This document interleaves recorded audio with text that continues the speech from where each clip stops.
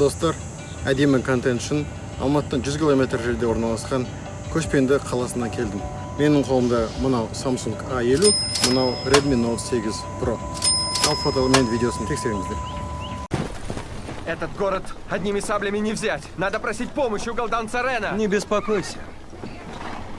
Я возьму этот город один. Закрыть ворота! Достар, сәлем. Алматы облысы Қапшағай қаласының жанында, Іле өзенінің бойында Көшпенділер атты кино түсіру үшін әдемі қамал салынды. Оған жету үшін 100 км қашықтықты астық. Жолы нашар, бірақ жеңіл көлікпен жетуге болады. Бүгінгі видеода сол қамалды көрсетемін және екі смартфонның камерасын салыстырамын.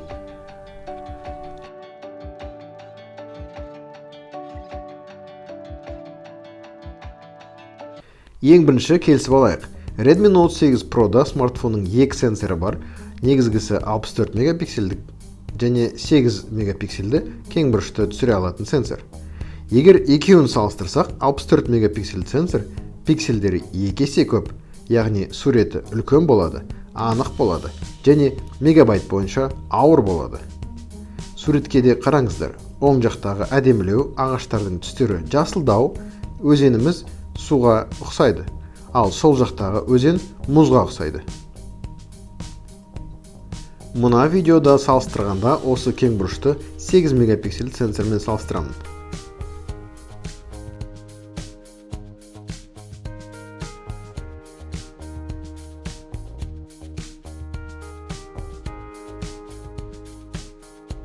Көшпенділер қамалын 2004 жылы арнайы Көшпенділер киносын түсіру үшін салынған. Әдемі орта ғасырды сипаттайтын қамал. Қазір бұл туристер келетін жер. Ішіне кіру үшін адам басына 1000 теңге төлеу керек.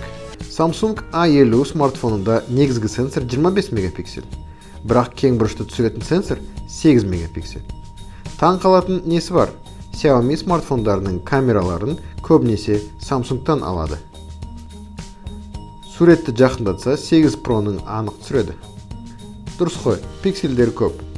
Ал Samsung A50-де жақсы жағы, олар суретті бояғанды жақсы көреді.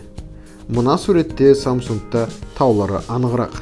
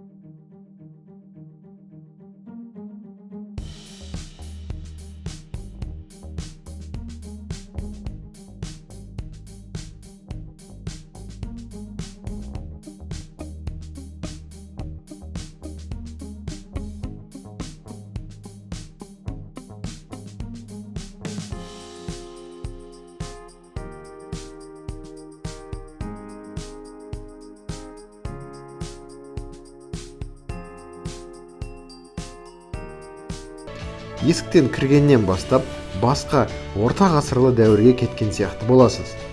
Есік, баспалдақ, қабырғасы әр бөлігін тинақтап жасады. Бірақ бұл декорация болғандықтан ішкі жағынан ағашпен тіреп қойған және оны бутафория деп атайды. Кең бұрышты камерамен түсірсеңіз, екі смартфонның айырмашылығын байқау қиын. Детализация көрсетуі бірдей, тек түстері әртүрлі. Samsung жасылдау, ал 8 Pro сарғыштау көрсетіп тұр. Мен ылғи айтамын, Samsung суреттерді жасанды интеллектпен бояйды. Көбінде сол үшін әдемі болады. Ал шын мәнісінде ол жер сарғыш тау. Қамалды қарасаңыз, тауды қарасаңыз, екеуі бірдей болып тұр. Осы кең бұрышты сенсормен жақындатып көрсетсеңіз де, екеуі бірдей көрсетіп тұр.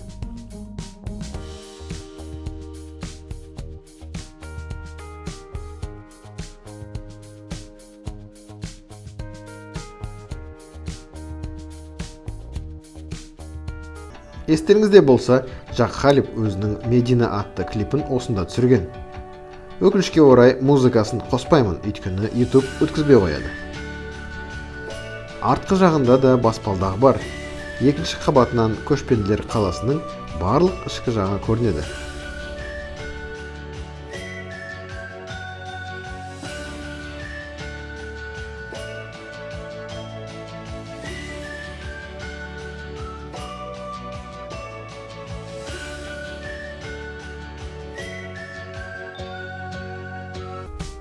Бір X линзасымен салыстырсақ, екеуі бірдей. Жақындатса, екеуі де нашар. Нашар болғандығы енді 100 000 теңгеге не күтесіздер?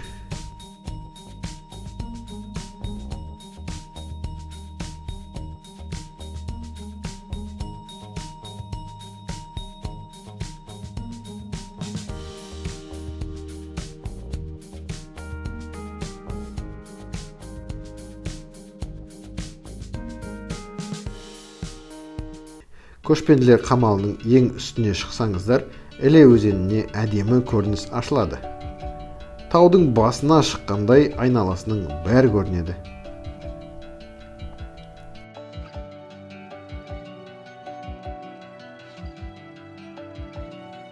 Бағанағыдан бері Samsung A50 смартфоны ұтылып жатса, енді портретті режимде A50 артқы фонды әдемі бұлыңғыр етіп түсіреді. Ал 8 Pro фокусировкасы нашар ма, әлде үлкенірек объект болған дұрыс па, түсінбедім.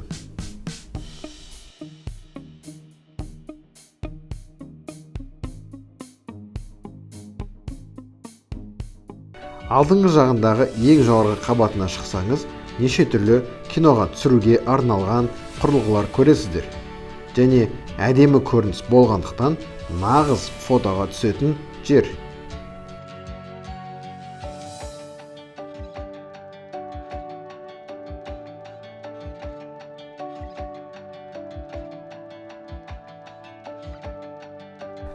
Жоғарыда ары қарай зерттейтін болсаңыз, адамды байлап қоятын, қамалдың жоғарынан ыстық су төгетін қазан және тағы басқа орта ғасырды сипаттайтын құрылғылар көресіздер.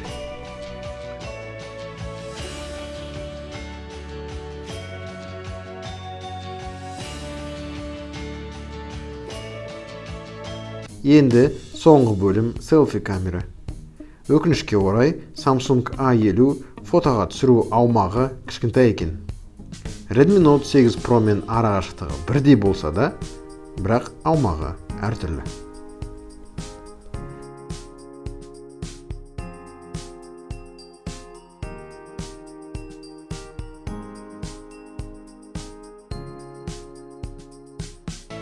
Кім мына қамалда болды, кім болмады?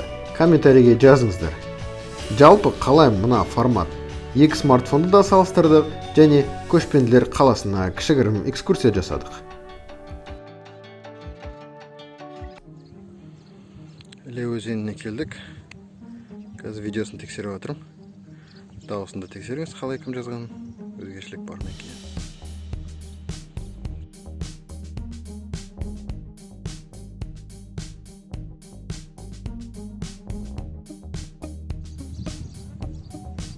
Жаңа түсірген кең бұрышты болды. Мұны бірде бір кең бұрышты емес.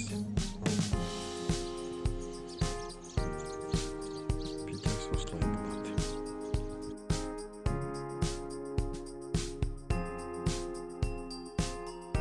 Осымен екі смартфонды салыстыру және кішігірім экскурсиямыз аяқталды. Мынандай формат ұнаса, лайк басыңыздар. Достарыңыздың смартфонын алып, бұл каналға тіркеліңіздер. Бұнда тұрған ештеңе жоқ. Назарларыңызға рахмет. Мына пандемияда ауырмаңыздар. Сау болыңыздар.